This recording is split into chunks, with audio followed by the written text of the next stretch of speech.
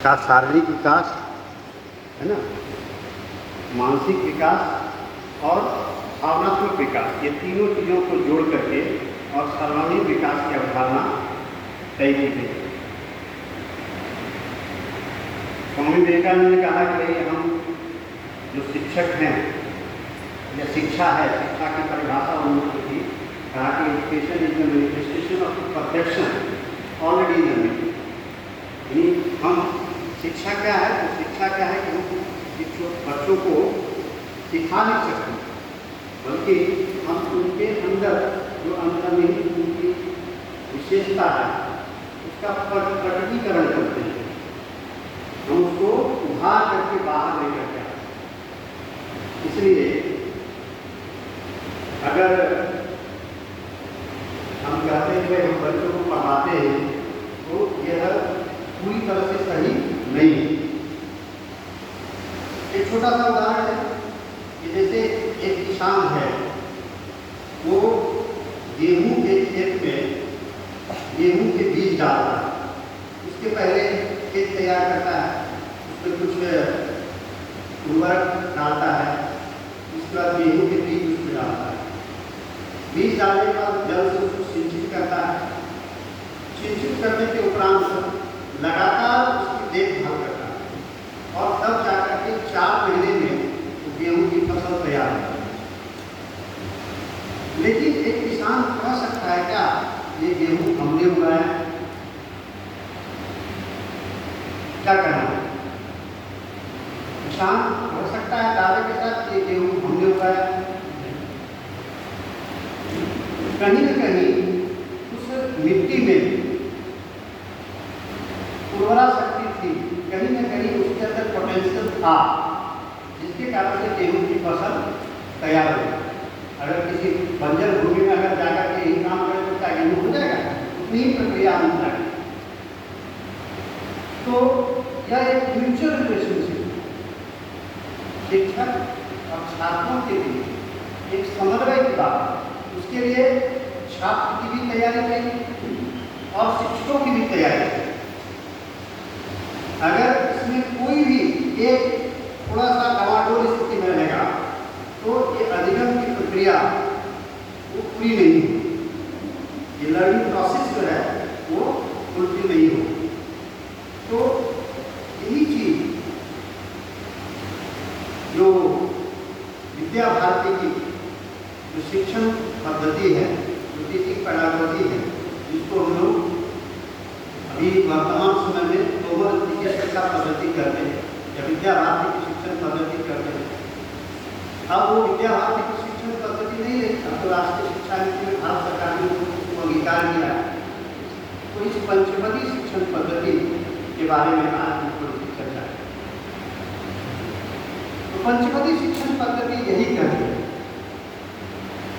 ये सीखने और सिखाने की प्रक्रिया में दोनों लोगों की तैयारी चाहिए।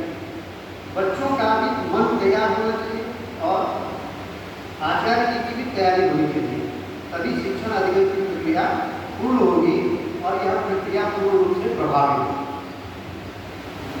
अब जैसे आपने कई प्रकार की शिक्षण पद्धतियों के बारे में चर्चा सुनी होगी, नाम सुना होगा, आप सभी विद्वान जन हैं, सभी लोगों ने शिक्षण प्राप्त किया है, कोई B.Ed किया हुआ, कोई D.Ed किया है ना। तो कई प्रकार की चीज जो है टीचिंग पेडागोजी के बारे में आपने चर्चा हुई होगी, है ना। कौन कौन सी पेडागोजी आप जानते हैं उसके बारे में बताइए। हाँ, एक लर्निंग बाय डूइंग किसकी पद्धति है? करके सीखना। इसके प्रतिपादक कौन है? हाँ, ठीक है। और बताइए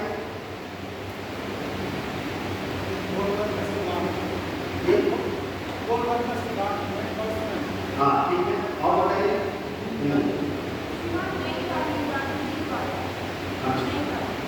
चलिए। और हाँ, और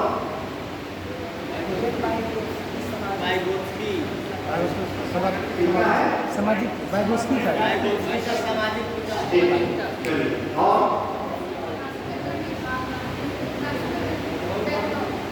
भारतीय शिक्षण पद्धति के बारे में सुना आपने? नाम बताए, ये सभी विदेशी लोगों ने प्रतिपादित किया। हाँ,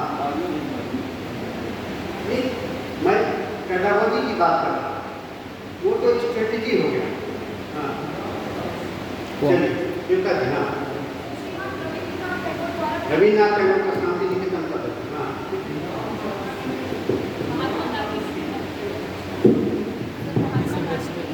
आप महात्मा गांधी का बेसिक। हाँ, मदन मोहन मालवीय का शिक्षा सिद्धांत। ज्योतिबा फुले पेडागोजी नहीं दिया उनका। हाँ, अपना शिक्षण संस्थान। ठीक, चलिए। तो कई लोगों ने शिक्षण पद्धति दी है, खास करके जो बहुत इम्पोर्टेंट है, बहुत महत्वपूर्ण है, जिसके बारे में आपने पढ़ा भी होगा, उनका नाम आपने ले लिया है ना। आप जो इससे पहले जो आप बीएड किए हुए किए होंगे, उसमें आपने जो लेसन नाम तैयार किया उसमें हार्वर्डीय पद्धति पढ़ी हुई है ना, या फिर आरसीएम मेथड ऑफ एजुकेशन पढ़ा होगा, आपने ब्लूम्स टेक्सोनॉमी पढ़ा होगा, आपने जीजूभाई वालेखा को पढ़ा होगा, आपने महात्मा गांधी के बेसिक एजुकेशन जिसकी चर्चा अभी आपने की उसको पढ़ा होगा, आपने रविन्द्रनाथ टैगोर के शांति निकेतन की बात की होगी, चर्चा की होगी। तो ऐसे अनेक शिक्षण पद्धतियां हैं जिनके माध्यम से शिक्षण अधिगम की प्रक्रिया को आगे बढ़ाया जा सकता है, उसको पूर्ण किया जा सकता है। शिक्षण पद्धति जो है इन सबों से थोड़ा भिन्न है। अब भिन्न कैसे है, तो इसका अब जैसे 2-3 पद्धतियां और है, इसकी चर्चा आप लोगों ने नहीं की, जैसे मॉन्टेसरी सिस्टम ऑफ एजुकेशन है ना, मारिया मॉन्टेसरी ने दिया था, या फिर ईडन गार्डन सिस्टम।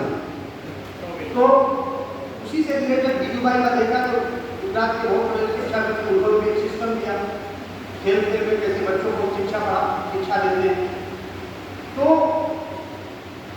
अनेक प्रकार की शिक्षा पद्धतियां हैं, लेकिन सभी शिक्षण पद्धतियां किसी पर्टिकुलर स्टेज के लिए, जैसा आप हार्वर्डीय पद्धति से छोटे बच्चों को नहीं पढ़ा सकते, या मॉन्टेसरी सिस्टम से या ईडन गार्डन सिस्टम से आप कॉलेज एजुकेशन में या प्रोफेशनल एजुकेशन में या वोकेशनल एजुकेशन में आप नहीं पढ़ा सकते।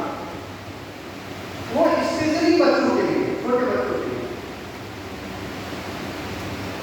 लेकिन पंचपदी शिक्षण पद्धति एकमात्र ऐसी शिक्षण पद्धति है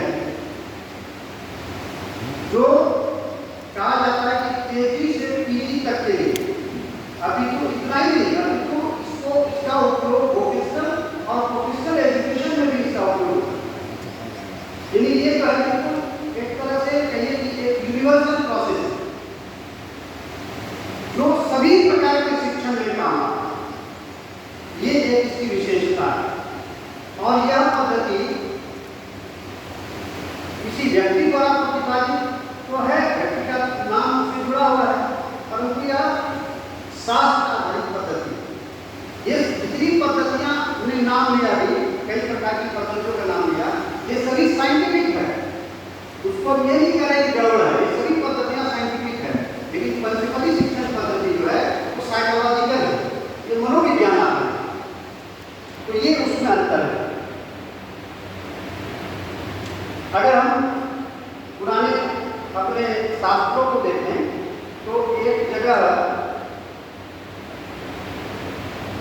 श्री हर्ष ने एक पुस्तक लिखी नैषधचरितम, जिसमें राजा नल की शिक्षा दीक्षा से संबंधित बातें आई हैं।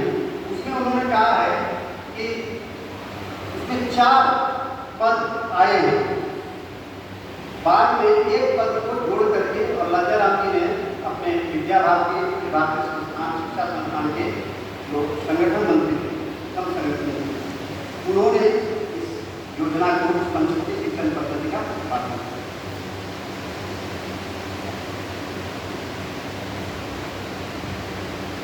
एक जगह महाभारत में वर्णन है कि आचार्य पादपदते पादे शिष्यम करे मया पादम शब्दमा कार्यम पादम कालम या, यानी बच्चे जो सीखते हैं उसमें शिक्षक से मात्र 25% सीखते हैं, 25% सीखते हैं, और 25% जो बच्चे हैं वो अपनी बुद्धि से सीखते हैं।